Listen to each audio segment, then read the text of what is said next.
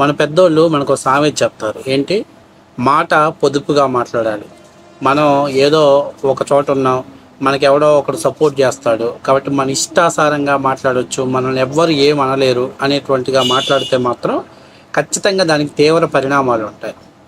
మీ అందరూ తెలుసు కన్నా రజని అలియాస్ లాయర్ రజని.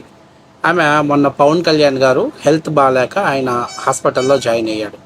దాని మీద మాట్లాడుతూ ఎంత ట్రూప్ అండి, అవన్నీ నాటకాలు చేస్తున్నాడు పవన్ కళ్యాణ్ గారు, ఆయన బీజేపీకి ప్రచారానికి వెళ్ళాల్సి వస్తుందని చెప్పేసి ఆయన కావాలనే సైనీస్ అనేటువంటి జబ్బు ఉందని చెప్పేసి ఆయన ఐసీయూలో జాయిన్ అయ్యాడు.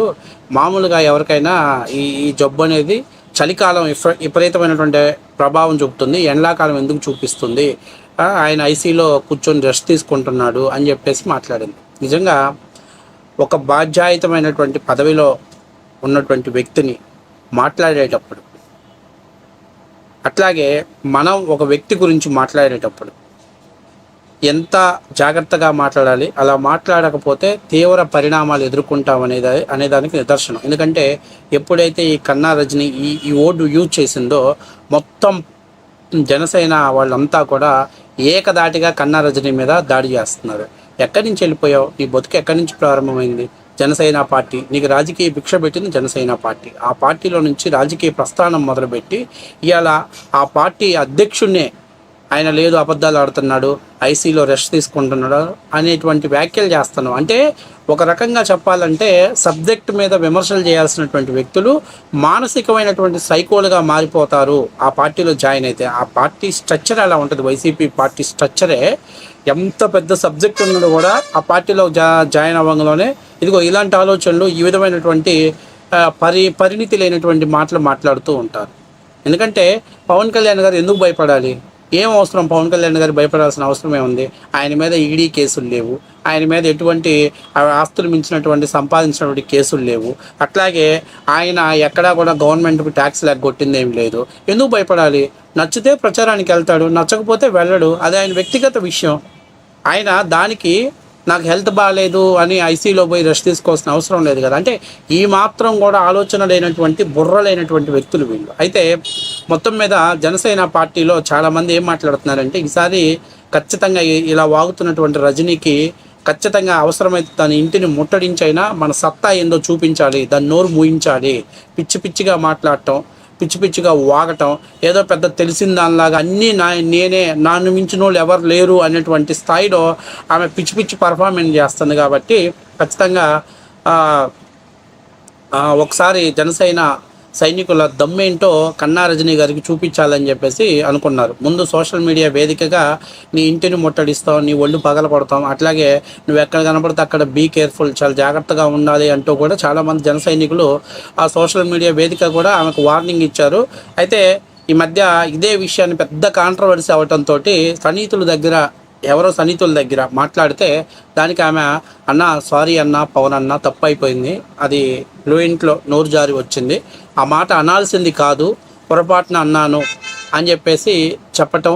చాలామంది కూడా ఎందుకు ఆమెను అంత ఉపేక్షిస్తున్నారు, ఆమె ఏమన్నా అడ్వకేట్ లేకపోతే ఏమన్నా ఇరగదీస్తుందని చెప్పి అరెస్ట్ చేయడానికి ఎందుకు ఉపేక్షిస్తున్నారు? ఎందుకంటే స్థాయిని మించి మాట్లాడుతున్నటువంటి వ్యక్తిని కనీసం కంట్రోల్ ఎందుకు పెట్టలేకపోతున్నారు అని అన్నప్పుడు చాలామంది చెప్తుంది ఏంటంటే పోనీరా బాబు, ఆమె ఇక్కడి నుంచి బతికి ఇక్కడి నుంచి వచ్చిపోయి ఈ పార్టీలో నుంచి వెళ్ళిపోయి ఏదో ఆ పార్టీలో మెప్పు కోసం, వాళ్ళ యొక్క భిక్ష కోసం ఆమె ఏదో ప్రాధేయపడుతున్నది. అందుకని తన క్యారెక్టర్ని కూడా తను దిగజార్చిపోయింది. ఎందుకంటే మనం పదవులు ఇచ్చేటప్పుడు వాళ్ళ వ్యక్తిత్వాన్ని మనం పరిగణలోకి తీసుకోవాలి. అలాంటి వ్యక్తిత్వం లేనటువంటి మనుషులకు మనం పదవులు ఇచ్చినప్పుడు వాళ్ళు ఉన్నతమైన స్థానాలకు ఎదిగి ఇంకా ఉన్నతమైన స్థానాలకు ఎదగాలనుకున్నప్పుడు ఎక్కడి నుంచి అయితే ఎదిగారో దాన్ని తొక్కుకుంటూ ఎదగటం అనేది వాళ్ళు నేర్చుకుంటారు. కాబట్టి పెద్దగా మనం పట్టించుకొని ఆమెను హైప్ చేసి, ఆమెను హైలైట్ చేసి, ఆమెకేదో ఇంకా పెద్దగా ఒక హైప్ క్రియేట్ చేయడం అనేది కరెక్ట్ పద్ధతి కాదు. వదిలేస్తే బాగుంటుంది, దాని పార్టీకి అది పోతుంది, అంటే అనే విధంగా కొన్ని వ్యాఖ్యలు చేశారు.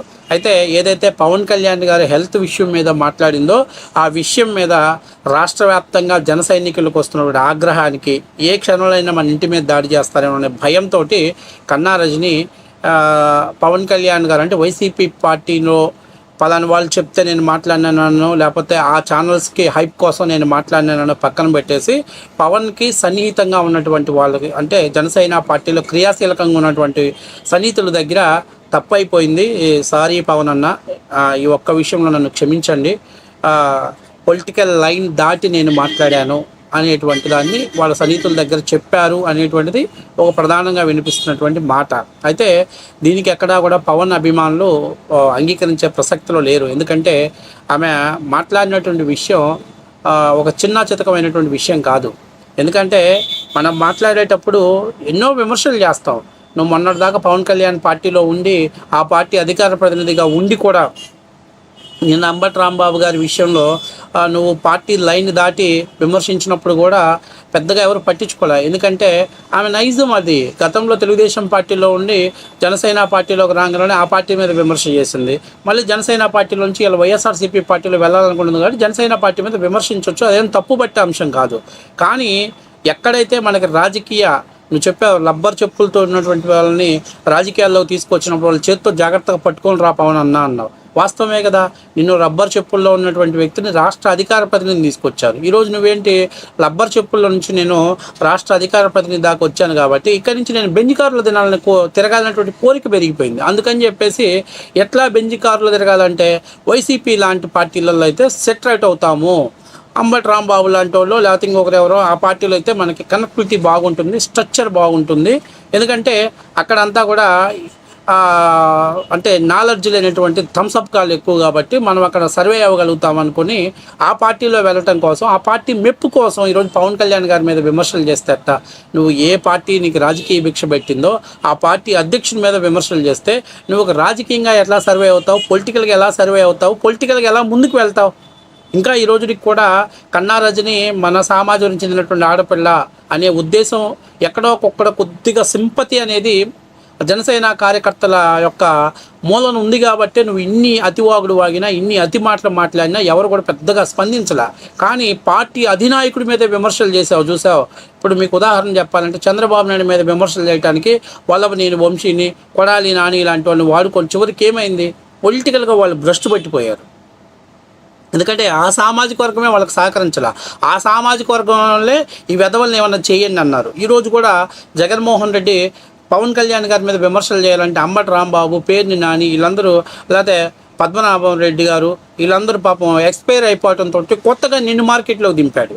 కాబట్టి నువ్వు మార్కెట్లో దిగి విమర్శలు చేయి, తప్పులేదు. కానీ ఇలాంటి విమర్శలు చేస్తే ఆయన హెల్త్ విషయం మీద కూడా ఏదో ఒక మానసికమైనటువంటి సైకోలాగా ప్రవర్తించే విమర్శలు చేస్తే మాత్రం ఖచ్చితంగా జనసేన వాళ్ళకి ఉన్నట్టు నీ మీద ఉన్నటువంటి ఒక సాఫ్ట్ అనేది కూడా పోయిందంటే మాత్రం ఖచ్చితంగా నీ ఇంటి మీద దాడి చేయడానికి, తర్వాత నువ్వు బహిరంగంగా వచ్చి పవన్ అన్న క్షమించు, సారీ తప్పు అయిపోయిందని జనసేన పార్టీ ఆఫీస్ ముందు ప్రాధేయపడ్డా కూడా ఎవరు వదిలిపెట్టరు రజని.